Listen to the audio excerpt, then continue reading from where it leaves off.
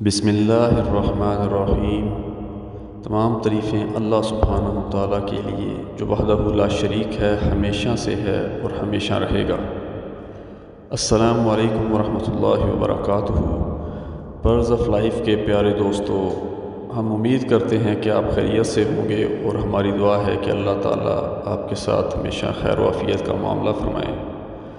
آج بابا جی اشفاق احمد سیریز میں جو عنوان ہے وہ ہے تنقید اور تائی کا فلسفہ۔ ان دنوں میرا پوتا جو اب بڑا ہو گیا ہے، عجیب طرح کے سوال کرنے لگا ہے۔ ظاہر ہے کہ بچوں کو بڑا حق پہنچتا ہے سوال کرنے کا۔ اس کی ماں نے کہا کہ تمہاری اردو بہت کمزور ہے، تم اپنے دادا سے اردو پڑھا کرو۔ وہ انگریزی اسکول کے بچے ہیں، اس لیے وہ زیادہ اردو نہیں جانتے ہیں۔ خیر، وہ مجھ سے پڑھنے لگا۔ اردو سیکھنے کے دوران میں وہ کچھ اور طرح کے سوال بھی کرتا ہے۔ پرسوں مجھ سے پوچھ رہا تھا کہ دادا، یہ آمد و رفت جو ہے، اس میں عام طور پر کتنا فاصلہ ہوتا ہے؟ اس نے یہ لفظ نیا پڑھا تھا۔ اب اس نے ایسی کمال کی بات کی تھی کہ میں اس کا کوئی جواب دے نہیں سکا۔ پھر اس نے مجھ سے کہا کہ دادا، کیا نفسیات کی ایسی کوئی کتاب ہے جس میں آدمی کو پرکھنے کے اچھے سے اور آسان سے طریقے ہوں؟ تو میں نے کہا کہ بھائی، تمہیں آدمی کو پرکھنے کی کیا ضرورت پیش آ رہی ہے؟ اس نے کہا کہ پتہ تو چلے کہ آخر مد مقابل کیسا ہے، کس طرز کا ہے، جس سے میں دوستی کرنے جا رہا ہوں یا جس سے میری ملاقات ہو رہی ہے، میں اس کو کس کسوٹی پر لٹمس پیپر کے ساتھ چیک کروں؟ میں نے کہا کہ میں سمجھتا ہوں کہ اس کو چیک کرنے کی ضرورت نہیں، لیکن اگر تم ایسا چاہتے ہی ہو تو ظاہر ہے علم نفسیات میں بہت ساری ایسی کتابیں ہیں کہ how to understand people, how to check human beings, ایسی بے شمار کتابیں ہیں، لیکن وہ ساری کی ساری اتنی ٹھیک نہیں جتنے ہمارے ہاں عام طور پر سمجھی جاتی ہیں۔ ہماری استاد تو ہماری تائی تھیں۔ میں نے پہلے بھی اس کے بارے میں آپ لوگوں کو بتایا ہے، لیکن آپ میں سے شاید بہت سے لوگ نئے ہیں اور ان کو یعنی تائی کے بارے میں پتہ نہ ہو، جسے سارا گاؤں ہی تائی کہتا تھا۔ بڑے کیا چھوٹے کیا سبھی۔ وہ ہمارے گاؤں میں ایک بزرگ تیلی جو میری پیدائش سے پہلے فوت ہو گئے تھے، ان کی بیوہ تھیں۔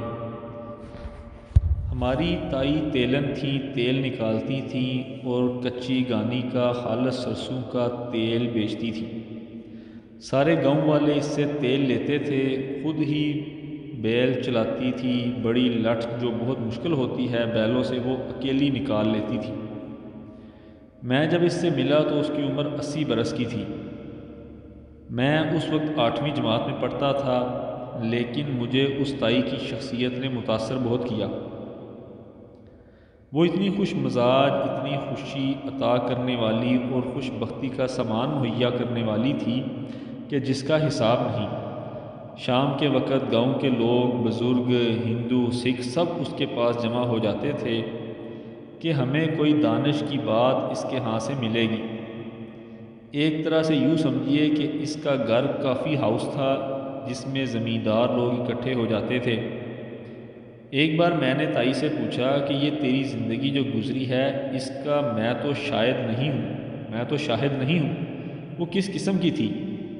اس نے بتایا کہ میں 26 برس کی عمر میں بیوہ ہو گئی، اور پھر اس کے بعد اب میری عمر دیکھ لو، تمہارے سامنے ہے، 80 برس ہے۔ میں ایسے ہی رہی، لیکن میں کڑوی بہت تھی اور تلخ طبیعت کی ہو گئی جب میں بیوہ ہو گئی۔ میں خدا پر بھی تنقید کرتی تھی، حالات پر بھی، وقت پر بھی، لوگوں پر بھی، اور میری کڑواہٹ میں مزید اضافہ ہوتا رہتا تھا۔ میری شخصیت کو وہ سکون نہیں ملتا تھا جس کی میں آرزو مند تھی، لیکن میں ہر بندے کو اچھی طرح سے کھڑکا دیتی تھی اور وہ شرمندہ ہو کر اور گھبرا کر میرے ہاں سے رخصت ہوتا تھا۔ تو میں نے ایک اور یہ فیصلہ کیا کہ اس عورت میں اللہ نے فیصلے کی بڑی صلاحیت رکھی ہوئی ہے۔ اگر مجھے آدمیوں کو، لوگوں کو سمجھنا ہی ہے، اگر مجھے ان کی روحوں کے اندر گہرا اترنا ہے، تو میرا سب سے بڑا فرض یہ ہے کہ مجھے ان پر کرٹیسزم کرنا، تنقید کرنا، نکتہ چینی کرنا چھوڑنا ہوگا۔ جب آپ کسی شخص پر نکتہ چینی کرنا چھوڑ دیتے ہیں، اس پر تنقید کرنا چھوڑ دیتے ہیں، اس میں نقص نکالنا چھوڑ دیتے ہیں، تو وہ آدمی سارے کا سارا آپ کی سمجھ میں آنے لگتا ہے، اور ایکس رے کی طرح اس کا اندر اور باہر کا وجود آپ کی نظروں کے سامنے آ جاتا ہے۔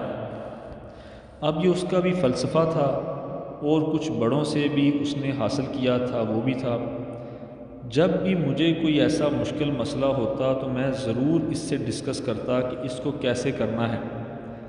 اکیلا میں ہی نہیں، سارے ہی اس سے ڈسکس کرتے تھے، کیونکہ اس کا فلسفہ یہ تھا کہ کسی کی خرابیاں تلاش کرنے کے بجائے اس کی خوبیوں پر نظر رکھنی چاہیے، اور ظاہر ہے کہ آدمی کسی کی خوبیوں پر نظر نہیں رکھ سکتا کیونکہ اس کو بڑی تکلیف ہوتی ہے، لیکن ڈھونڈنی چاہیے۔ وہ تائی واحد ایسی فرد تھی جو کہ برے سے برے آدمی میں برے سے برے وجود میں سے بھی خوبی تلاش کر لیتی تھی۔ میرا بھائی جو مجھ سے 2 جماعتیں آگے تھا، وہ بھی تائی کے اس رویے سے بڑا تنگ تھا۔ وہ ذہین آدمی تھا۔ ایک دن اس نے ایک ترکیب سوچی۔ اس نے کہا کہ یار میں ابھی تائی کو پھانستا ہوں، کیونکہ وہ بالکل ان پڑھ ہونے کے باوجود ہم سے بہت آگے چلی جا رہی ہے۔ میں نے آج ایک مہمہ بنایا ہے، اسے لے کر تائی کے پاس چلتے ہیں، لیکن تم بہت سنجیدہ رہنا اور معصوم سے میسنے بن کر کھڑے ہو جانا۔ یہ تائی ہر چیز کی تعریف کرتی ہے، کبھی آج تک اس کو کسی میں نقص نظر نہیں آیا۔ پھر زندگی کا مزہ کیا ہے کہ آدمی کسی نقص کے بغیر ہی زندگی بسر کرتا چلا جائے، اور ارد گرد پڑوس میں عورتیں آباد ہوں اور آدمی ان میں نقص ہی نہ نکالے۔ بیویاں تو فوراً کھڑکی کھول کر دیکھتی ہیں کہ اس کے گھر میں کون آیا ہے، کون گیا، فٹافٹ نقص نکالنے اور خرابی کی وضاحت پیش کرنے کے لیے ان کو موقع چاہیے ہوتا ہے۔ خیر ہم گئے۔ میرے بھائی نے بہت ادب کے ساتھ اس سے کہا، اور وہ خوش تھا کہ اب تائی پھنس جائے گی۔ تائی یہ شیطان کیسا ہے؟ تائی کہنے لگی پت ابلیس۔ وہ کہنے لگا ہاں۔ تائی کہنے لگی ہائے ہائے صدقے جاواں، وہ بڑا ہی محنتی ہے، جس کام دا تہیا کر لے اس کو چھوڑتا ہی نہیں، پورا کر کے دم لیتا ہے۔ کیا کہنے اس کے، وہ ہماری طرح سے نہیں ہے کہ کسی کام میں آدھا دل ادھر اور آدھا دل ادھر۔ اس نے جس کام کی ٹھان لی پورا کر کے ہی چھوڑتا ہے۔ میں نے بھائی سے کہا کہ آ جاؤ، یہاں ہماری دال نہیں گلے گی، یہ اور طرح کی یونیورسٹی ہے، اور اس یونیورسٹی کے پڑھے ہوئے جو لوگ ہیں ہم ان کے ساتھ نہیں کھڑے ہو سکتے۔ تو میں اپنے پوتے سے یہ کہہ رہا تھا، ظاہر ہے کہ بہت عرصہ بیت گیا، اب تائی اس جہاں میں موجود نہیں ہے، لیکن میں اس سے اپنے حوالے سے اور حیثیت سے بات کر رہا تھا کہ آدمی کو اپنے آپ کو جاننے کے لیے دوسرے آدمی کے آئینے میں اپنی شکل دیکھنے کی ضرورت محسوس ہوتی ہے۔ جب تک آپ دوسرے آئینے کو نہیں بنائیں گے، آپ کو اپنی ذات کی شکل نظر نہیں آئے گی۔ اگر آپ اس کے اوپر کالک ملتے رہیں گے تو پھر بڑی مشکل ہو جائے گی۔ اتفاق سے اب ہمارے ہاں کرٹیسزم کچھ زیادہ ہی ہونے لگا ہے، اور کچھ ہمیں پڑھایا بھی جاتا ہے، کچھ ہماری تعلیم بھی ایسی ہے، کچھ ہم ایسے ویسٹ اورینٹڈ ایجوکیٹڈ لوگ ہو گئے ہیں کہ ہم کہتے ہیں کہ ہر بات کا احتساب کرو، اس پر تنقید کرو، اور ہر چیز کو تسلیم کرتے ہوئے اور ایسے ہی آگے چلتے ہوئے زندگی بسر نہ کرو۔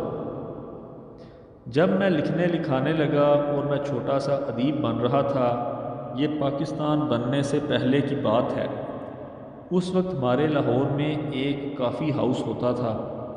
وہاں بڑے سینئر ادیب رات گئے تک نشست کرتے تھے، تو ہم بھی ان کے پاس بیٹھ کر ان سے باتیں سیکھتے تھے، ان سے بات کرنے کا شعور حاصل کرتے تھے، اور اپنے مسائل بھی ان سے بیان کرتے تھے۔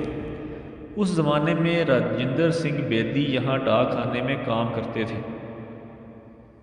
پریم چند بھی کافی ہاؤس میں آ جاتے تھے، اور اس طرح بہت بڑے لوگ وہاں آ جاتے تھے۔ میں رات دیر سے گھر آتا تھا۔ میری ماں ہمیشہ میرے آنے پر ہی اٹھ کر چولہا جلا کر روٹی پکاتی تھی۔ اس زمانے میں گیس ویس تو ہوتی نہیں تھی، اور میں ماں سے ہمیشہ کہتا تھا کہ آپ روٹی رکھ کر سو جایا کریں، تو وہ کہتی تو رات کو دیر سے آتا ہے، میں چاہتی ہوں کہ تجھے تازہ پکا کر روٹی دوں، جیسا کہ ماؤں کی عادت ہوتی ہے۔ میں ان سے اس بات پر بہت تنگ تھا، اور میں نے ان سے یہاں تک کہہ دیا کہ اگر آپ اسی طرح رات دیر سے اٹھ کر روٹی پکاتی رہیں تو میں پھر کھانا ہی نہیں کھاؤں گا۔ ایک دن یوں ہی رات دیر سے میرے آنے کے بعد پھلکا یعنی تازہ روٹی پکاتے ہوئے انہوں نے مجھ سے پوچھا کہاں جاتا ہے؟ میں نے کہا اماں میں ادیب بن رہا ہوں۔ کہنے لگیں وہ کیا ہوتا ہے؟ میں نے کہا اماں لکھنے والا، لکھاری۔ وہ پھر گویا ہوئیں تو پھر کیا کرے گا؟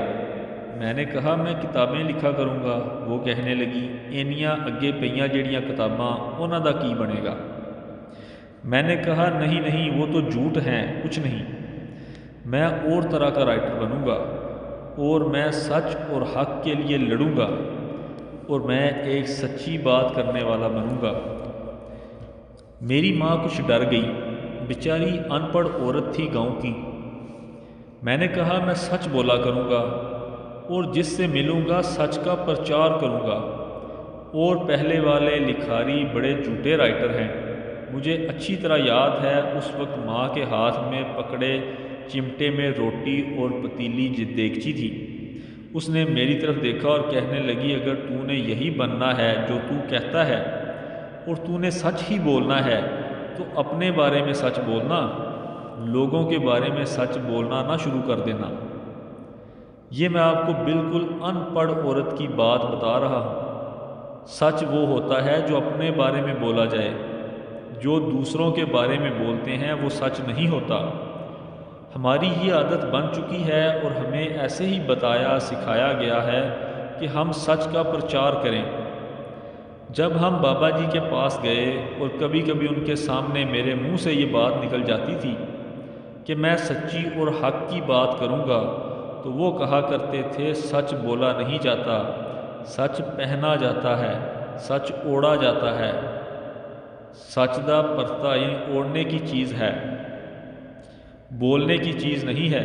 اگر اسی طرح اور یوں ہی سچ بولو گے تو جھوٹ ہو جائے گا۔ جب تو یہ بات سمجھ میں نہیں آتی تھی، لیکن اب جوں جوں وقت گزرتا ہے اور یہ حسرت اور آرزو ہی رہی ہے، اور میرا جی چاہتا ہے کہ مرنے سے پہلے میں کم از کم ایک دن سچ اوڑھ کر باہر نکلوں اور ساری دنیا کا درشن کر کے پھر واپس لوٹوں۔ اوڑھا ہوا سچ معلوم نہیں کتنا خوبصورت ہوتا ہوگا، بولا ہوا تو آپ کے سامنے ہی ہے، وہ اچھا نہیں ہوتا۔ جب آدمی کسی کو کرٹیسزم کرتا ہے اور کسی کے اوپر تنقید کرتا ہے، تو حکم تو یہ ہے کہ پہلے آپ دیکھ لیں اور اس کی عینی شہادت لیں کہ آیا اس میں ایسی کوئی خرابی ہے بھی کہ نہیں۔ اگر وہ نظر بھی آ جائے اور خرابی ہو بھی تو پھر بھی اس کا اعلان نہ کریں۔ آپ کو کیا ضرورت ہے کسی کی خرابی کا اعلان کرنے کی؟ اللہ ستار العیوب ہے۔ اگر اللہ خداوند تعالیٰ ہماری چیزوں کو اجاگر کرنے لگے تو توبہ توبہ، ہم تو ایک سیکنڈ بھی زندہ نہ رہیں، لیکن وہ ہمارے بید لکو کر چھپا کر رکھتا ہے، تو ہمیں اس بات کا حق نہیں پہنچتا کہ ہم لوگوں کی خرابیوں کا ڈنڈورا پیٹتے پھریں۔ اگر آپ کو کسی میں خرابی نظر آئے تو یہ دیکھیں کہ اگر میں اس کی جگہ پر ہوتا، میں انہی سرکمسٹانسز میں ہوتا اور میں ایسے حالات میں گزرا ہوا ہوتا، بچپن میں یتیم ہو گیا ہوتا یا کسی کے گھر پلا ہوتا، تو میری شخصیت کیسی ہوتی؟ یہ ایک بات بھی غور طلب ہے۔ ممکن ہے آپ کی آنکھ میں ٹیڑھ ہو اور اس بندے میں ٹیڑھ نہ ہو۔ ایک واقعہ اس حوالے سے مجھے نہیں بھولتا۔ جب ہم سمن آباد میں رہتے تھے، یہ لاہور میں ایک جگہ ہے، وہ ان دنوں نیا نیا آباد ہو رہا تھا، اچھا پوش علاقہ تھا۔ وہاں ایک بی بی بہت خوبصورت ماڈرن قسم کی بیوہ عورت نو عمر وہاں آ کر رہنے لگی۔ اس کے 2 بچے بھی تھے، ہم جو سمن آباد کے نیک آدمی تھے، ہم نے دیکھا کہ ایک عجیب و غریب کردار آ کر ہمارے درمیان آباد ہو گیا ہے، اور اس کا انداز زیست ہم سے ملتا جلتا نہیں ہے۔ ایک تو وہ انتہائی اعلیٰ درجے کے خوبصورت کپڑے پہنتی تھی، پھر اس کی یہ خرابی تھی کہ وہ بڑی خوبصورت تھی۔ تیسری اس میں خرابی یہ تھی کہ اس کے گھر کے آگے سے گزرو تو خوشبو کی لپٹیں آتی تھیں۔ اس کے جو 2 بچے تھے وہ گھر سے باہر بھاگے پھرتے تھے اور کھانا گھر پر نہیں کھاتے تھے، لوگوں کے گھروں میں چلے جاتے تھے اور جن گھروں میں جاتے وہیں سے کھا پی لیتے تھے، یعنی گھر کی زندگی سے ان بچوں کی زندگی کچھ کٹ آف تھی۔ اس خاتون کو کچھ عجیب و غریب قسم کے مرد بھی ملنے آتے تھے۔ گھر کی گاڑی کا نمبر تو روز دیکھ دیکھ کر آپ جان جاتے ہیں، لیکن اس کے گھر آئے روز مختلف نمبروں والی گاڑیاں آتی تھیں۔ ظاہر ہے اس صورتحال میں ہم جیسے بھلے آدمی اس سے کوئی اچھا نتیجہ نہیں اخذ کر سکتے۔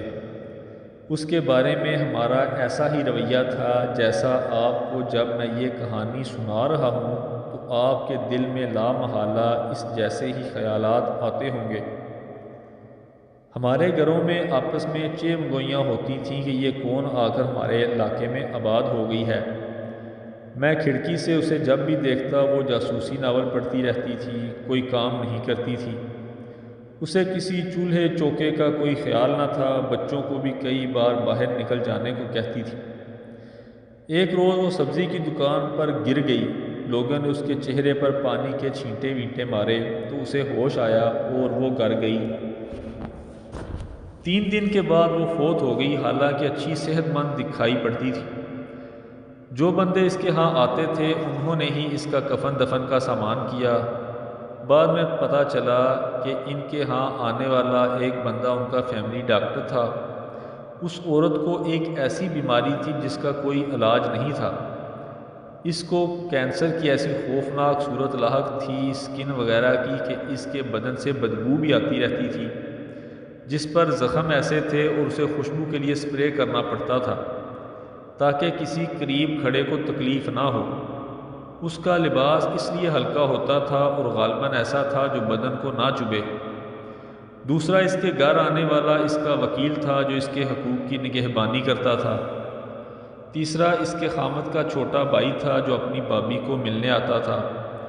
ہم نے ایسے ہی اس کے بارے میں طرح طرح کے اندازے لگا لیے اور نتائج اخذ کر لیے، اور اس نیک پاک دامن عورت کو جب دورہ پڑتا تھا تو وہ بچوں کو دھکے مار کر باہر نکال دیتی تھی اور تڑپنے کے لیے وہ اپنے دروازے بند کر لیتی تھی۔ میرا یہ سب کچھ عرض کرنے کا مقصد یہ تھا کہ ہم تنقید اور نقص نکالنے کا کام اللہ پر چھوڑیں، وہ جانے اور اس کا کام جانیں۔ ہم اللہ کا بوجھ اپنے کندھوں پر نہ اٹھائیں، کیونکہ اس کا بوجھ اٹھانے سے آدمی سارے کا سارا چبا ہو جاتا ہے، کمزور ہو جاتا ہے، مر جاتا ہے۔